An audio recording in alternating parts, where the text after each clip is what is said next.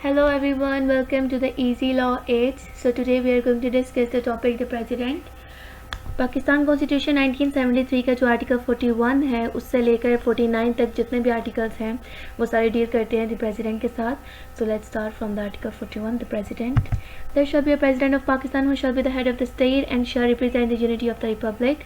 तो क्लॉज 1 जो है आर्टिकल 41 का वो बयान कर रहा है इसकी डेफिनेशन को कि प्रेसिडेंट होता क्या है और उसकी क्या पोजीशन है पाकिस्तान में. वो हेड ऑफ द स्टेट होता है जो रिप्रेजेंट करता है unity of the Republic. Clause 2 में इलेक्शन की क्वालिफिकेशन बयान कर दी गई है जिसमें सबसे पहले द मोस्ट इंपॉर्टेंट थिंग है कि जो पर्सन है वो मुसलमान होना चाहिए, उसकी एज 45 ईयर से कम नहीं होनी चाहिए और वो क्वालिफाई करता हो as a member of national assembly. और नेशनल असेंबली की क्वालिफिकेशन जो वो बयान की गई है आर्टिकल 62 में और 63 में. आर्टिकल 41 की क्लॉज 3 जो है वो कहती है the president shall be elected in accordance with the provisions of second schedule. Constitution के सेकंड स्केड्यूल जो है उसकी प्रोविजंस के अकॉर्डिंगली प्रेसिडेंट इलेक्ट किया जाता है by the members of N electoral college consisting of the members of both houses and the members of provincial assembly. Electoral colleges जो हैं वो इन्हें इलेक्ट करते हैं प्रेसिडेंट को, यानी कि ये एक इनडायरेक्ट इलेक्शन है. और इस कॉलेज में कौन कौन होता है? बोथ हाउसेज, पार्लियामेंट के दोनों houses and the members of provincial assembly. Clause 6 कहता है कि जो validity of the election of the president है उसे किसी भी कोर्ट में चैलेंज नहीं किया जा सकता, उसे कोई भी अथॉरिटी जो है वो क्वेश्चन नहीं कर सकती. 42 आर्टिकल है ऑथ ऑफ द प्रेसिडेंट. इसमें कॉन्स्टिट्यूशन ने ये बयान किया है कि चीफ जस्टिस के सामने थर्ड स्केड्यूल के अकॉर्डिंग जो है प्रेसिडेंट वो ओथ लेगा अपना ऑफिस होल्ड करने से पहले.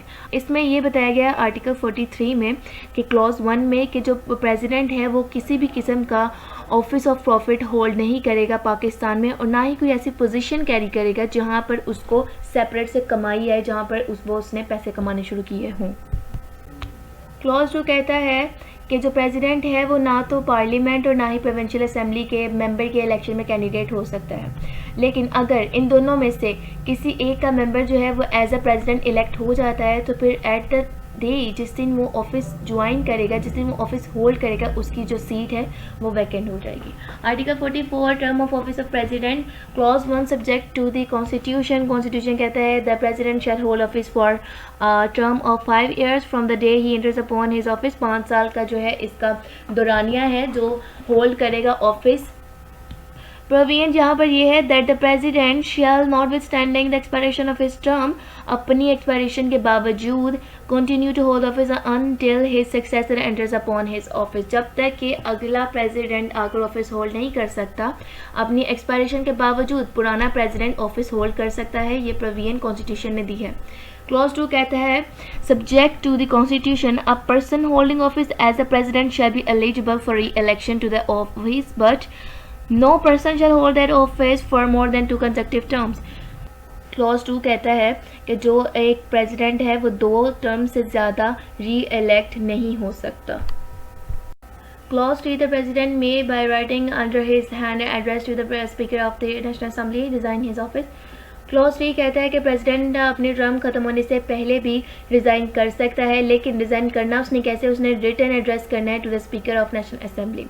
आर्टिकल 45 कॉन्स्टिट्यूशन ने यहाँ पर प्रेसिडेंट को पावर दी है पार्डन की, रिप्राइव की, रिस्पाइट की, रेमेट की, यानी कि वो माफ़ कर सकता है, मुलतवी कर सकता है, मुअत्तल कर सकता है, तब्दील कर सकता है हर किस्म का सेंटेंस जो कि बाय कोर्ट भी हो सकता है और बाय एनी अथॉरिटी भी हो सकता है. आर्टिकल 46 में कॉन्स्टिट्यूशन ने प्राइम मिनिस्टर को एक ड्यूटी दी है जिसमें वो इन्फॉर्म करेगा प्रेसिडेंट को about internal affairs, foreign policies और फेडरल गवर्नमेंट के तमाम प्रपोजल्स जिसमें वो चाह रहे हैं कि पार्लियामेंट जो वो कानून साजी करे. क्लॉज 4 है election to the office of president shall be held not earlier than 60 days and not later than 30 days before the expiration of the term of the president in office. इसमें बताया गया कि जब तक एक प्रेसिडेंट अपने office में है उसकी एक्सपायरेशन के 60 days 60 दिन से पहले इलेक्शन हेल्ड नहीं किया जा सकता और ना ही उसकी एक्सपायरेशन के 30 दिन बाद हेल्ड किया जा सकता है. यानी कि हमारे पास 3 माह का टाइम है, हमने इन्हीं 3 माह के अंदर इलेक्शन हेल्ड करना है, ना उससे पहले ना उससे बाद.